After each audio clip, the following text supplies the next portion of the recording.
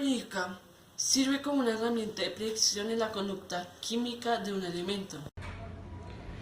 Cada elemento se encuentra representado por un cuadro y un símbolo químico de una o dos letras.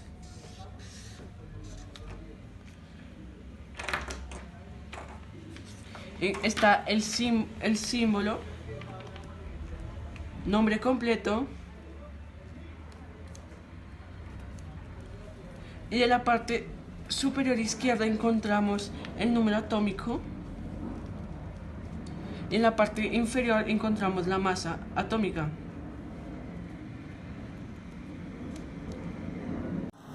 La mayoría de los elementos de la tabla periódica son metales. Se caracterizan por ser buenos conductores de la electricidad, del calor y la mayoría son brillantes. Podemos encontrar los no metales que están ubicados a la derecha de la tabla periódica, exceptuando el hidrógeno que está al lado izquierdo y también es un no metal. Se caracterizan por no ser buenos conductores de la electricidad ni del calor y no son brillantes.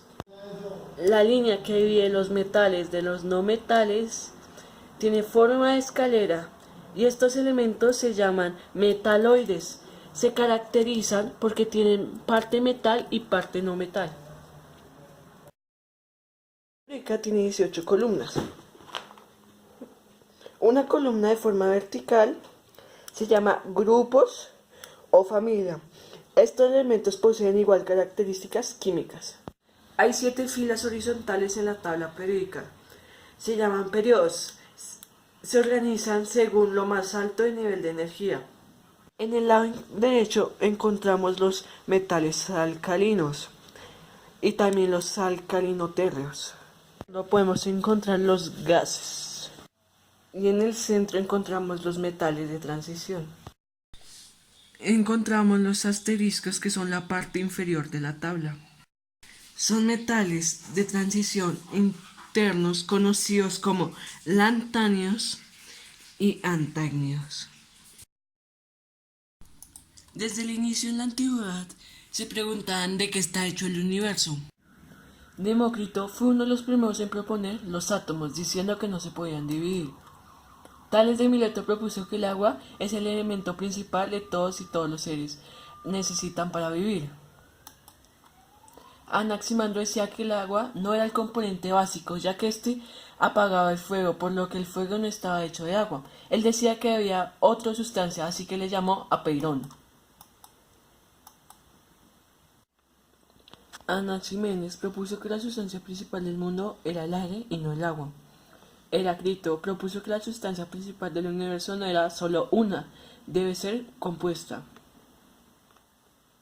Acá aparece la pregunta: ¿por qué pensar que el mundo estaba hecho de un solo elemento? Empedocles propuso que las sustancias del universo eran 4 elementos: tierra, agua, aire y fuego. Aristóteles aceptó la anterior propuesta y adicionó un elemento extra al que le llamó éter. Los elementos de los cielos y de la tierra son diferentes. Aquí es donde nace la química. La primera tabla periódica con 5 elementos.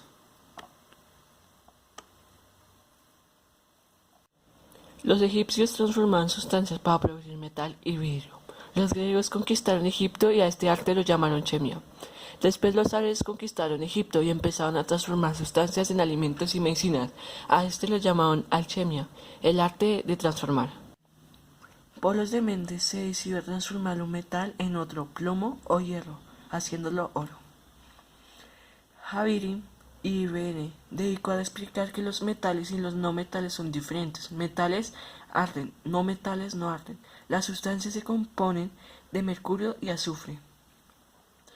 Philippus decía que hay sustancias que sin ser metales tampoco son combustibles.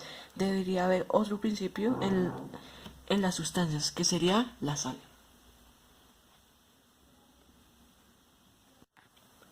Robert Boyle propuso propiedades de los gases, el cambio de volúmenes que sufren a varias presiones. Ya en este entonces habían 13 elementos en la tabla periódica. Hennig, él buscó convertir metales de poco valor en oro. Usó la orina humana en sus experimentos. En primeros tiempos, los científicos usaban sus sentidos para obtener información.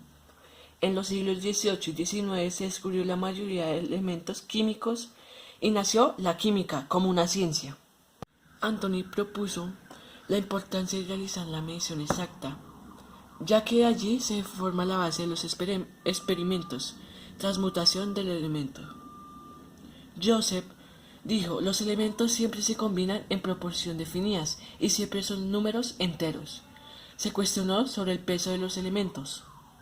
John Dalton dijo, los átomos tienen peso definido. Elaboró una tabla con el peso atómico.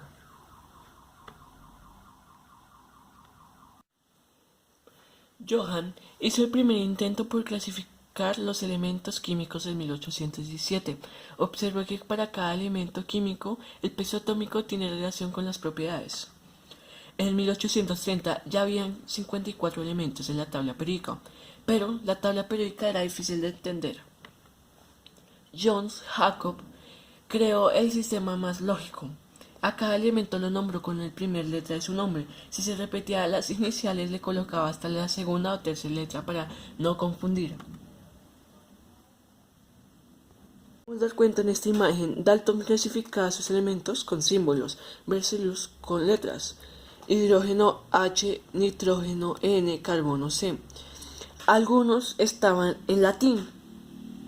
Robert y Gustav inventaron en 1859 el espectroscopio, con el cual se estudiaba la luz emitida de un elemento. Se hizo posible estudiar la composición química de una estrella. En 1830 se realizó el primer Congreso Internacional de Química, donde se estableció que era fundamental conocer el peso atómico para entender cómo se combinaban los elementos. Ya se conocían 56 elementos en la tabla periódica. Julius acomodó los elementos de acuerdo a su volumen atómico en 1870, indicando un orden. Mendeleev también propuso un orden para los elementos químicos, no solo con el peso atómico, sino con las propiedades de valencia. Dejó espacios en blanco en la tabla periódica para posibles elementos que se encontraron en el futuro o más adelante, por lo que se convirtió en un ideal para los químicos ya que se pudo predecir el futuro. Tiempo después, durante una investigación, encontraron un grupo de gases que no cabían en ningún lugar de la tabla periódica, elaborados por Mendeleev. Sin embargo, no fue un problema, ya que acumularon 2 hileras más.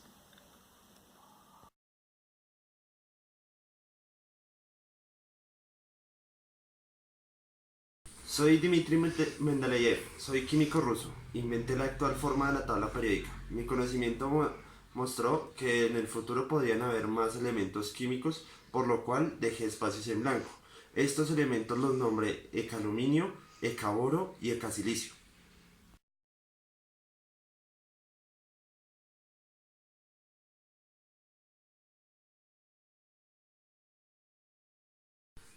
Yo me llamo Henry Moseley, soy físico inglés. Me encontraba realizando pruebas de los elementos metálicos con rayos X, y de ahí sugerí que la tabla periódica debería organizarse por el número atómico y no por la masa como venía sucediendo.